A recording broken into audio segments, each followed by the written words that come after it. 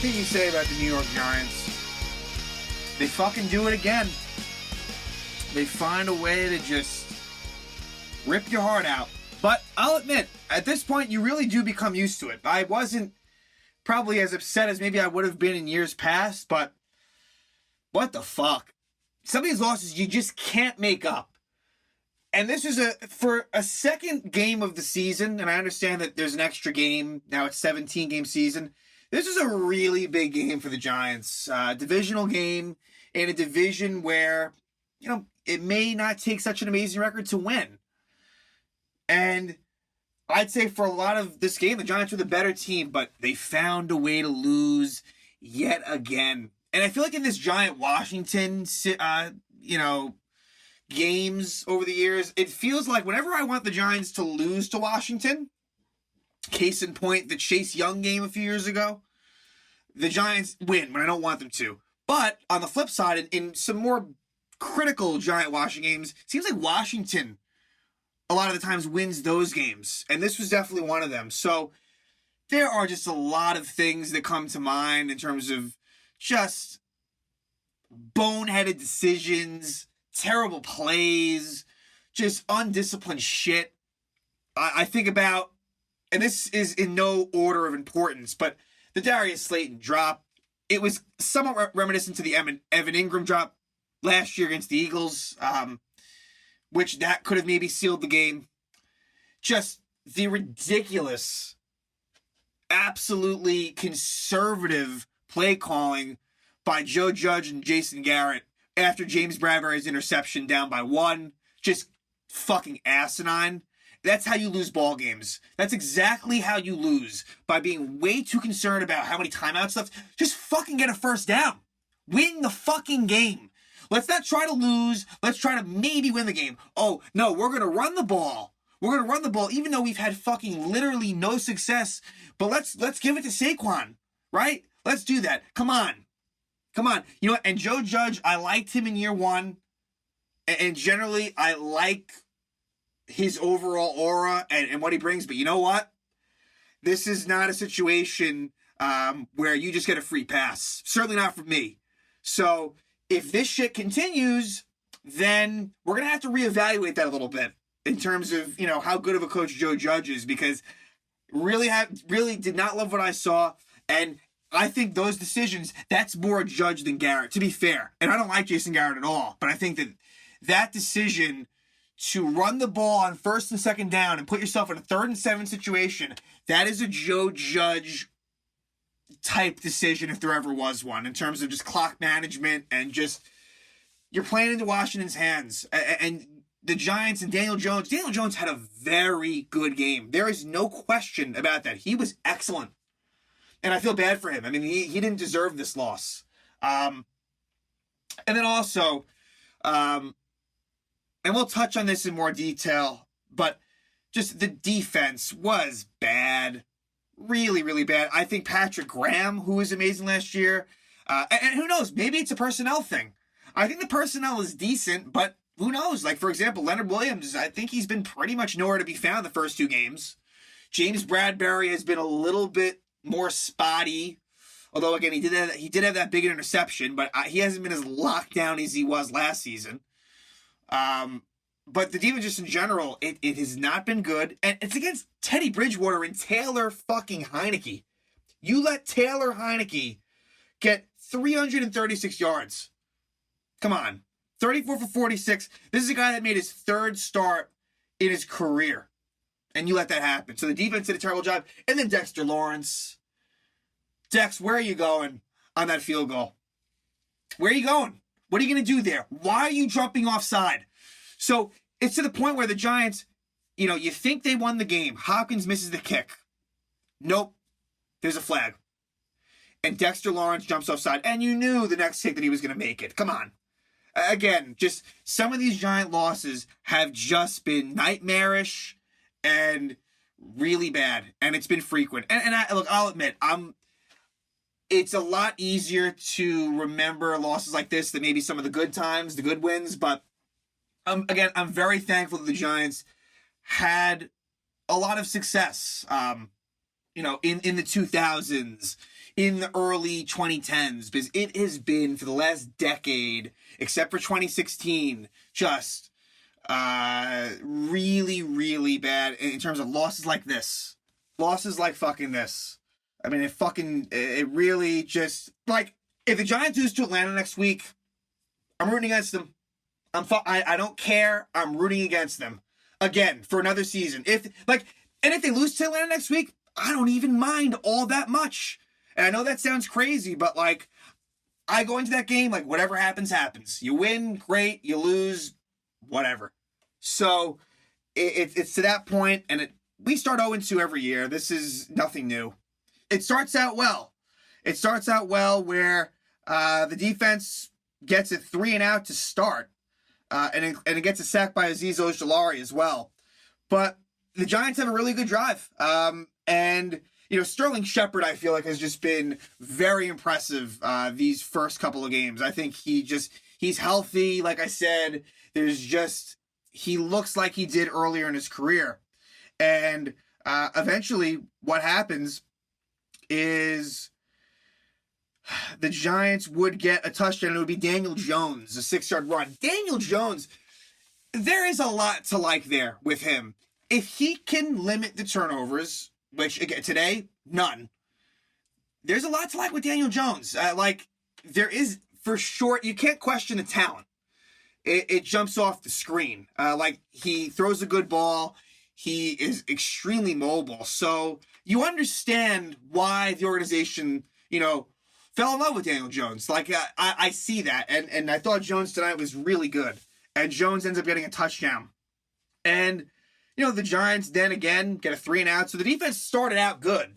But then the Giants really messed up in terms of they had a chance to at least get a field goal. Let's call it 3rd and 2 at the 27. And Andrew Thomas false start.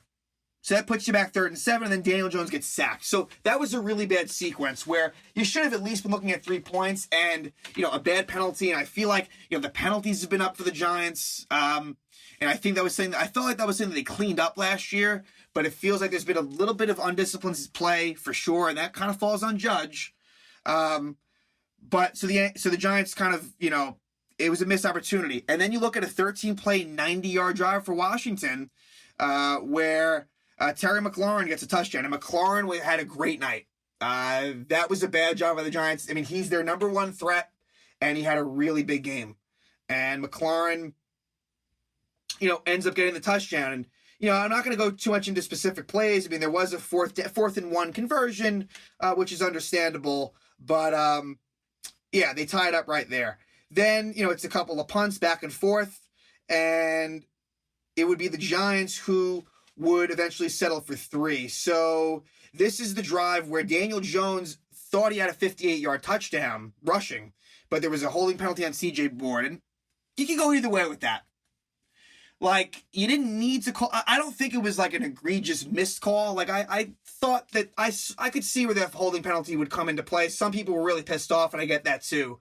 But it's too bad because Daniel Jones had a 58-yard touchdown run again. Just really impressive, just his speed. And unfortunately, what ends up happening is they settle for 3. So that was kind of 2 scenarios where they, kind of missed out on 7 points. Where you can get a touchdown right there. So you cost yourself 4 points on that. And then you cost yourself 3 where they got sacked and, missed out on a field goal opportunity.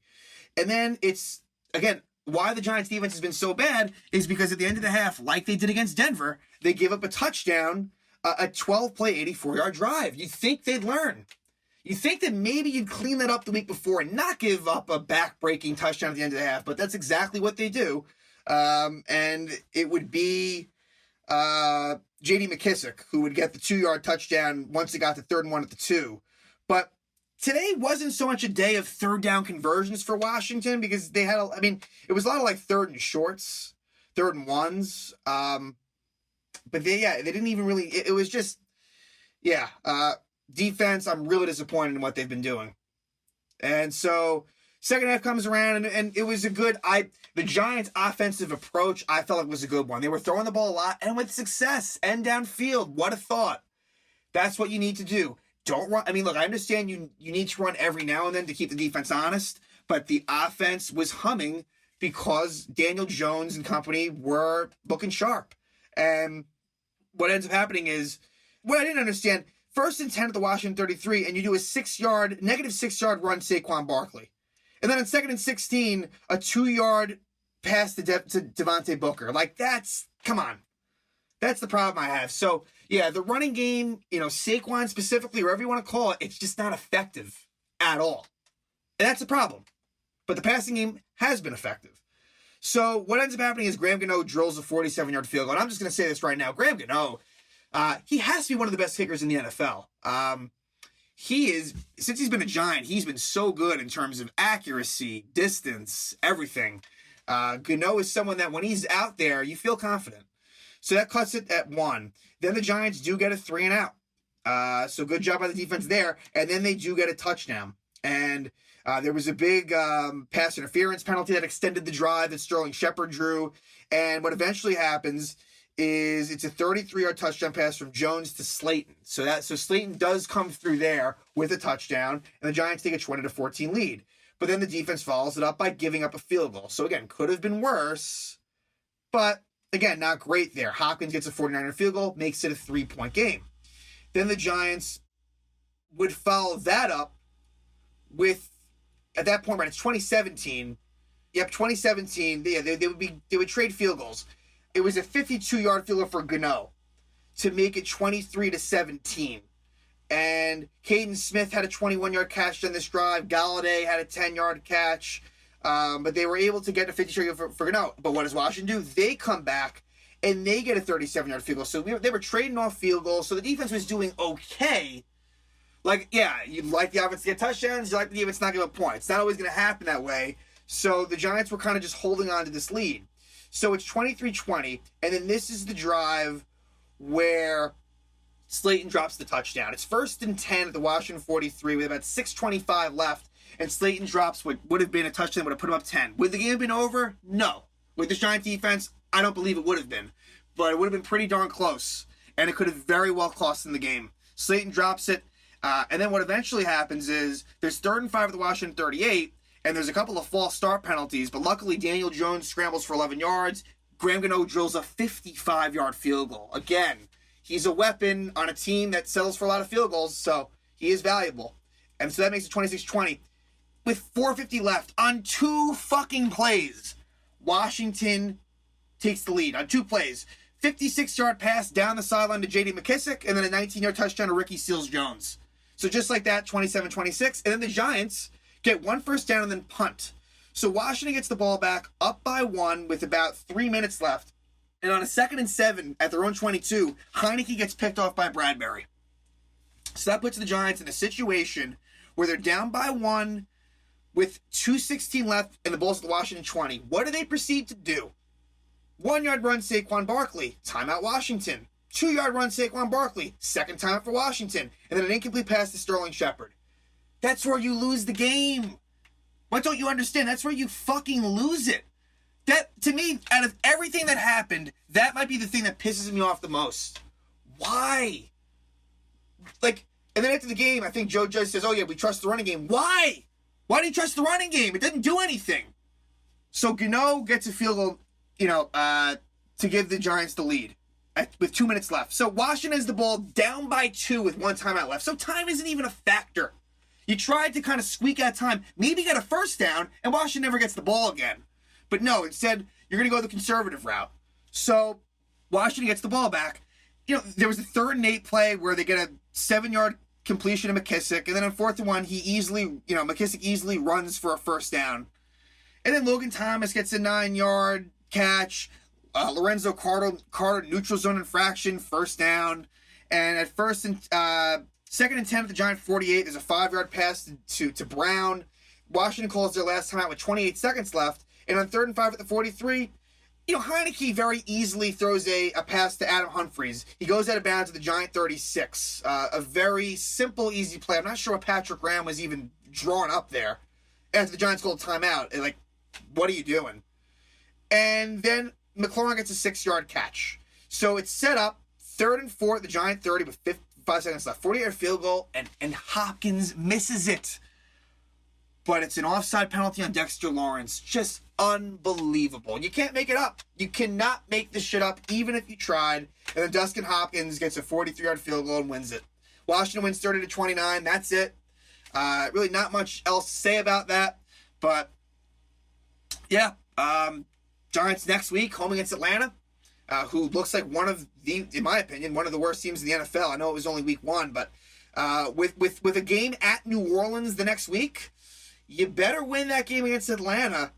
Otherwise, you're almost definitely staring at 0-4. Then you got at the Cowboys, which, that's at Dallas. Usually is not a place where we win. Sometimes we do, but in recent years, it doesn't feel like we do at all. So, yeah.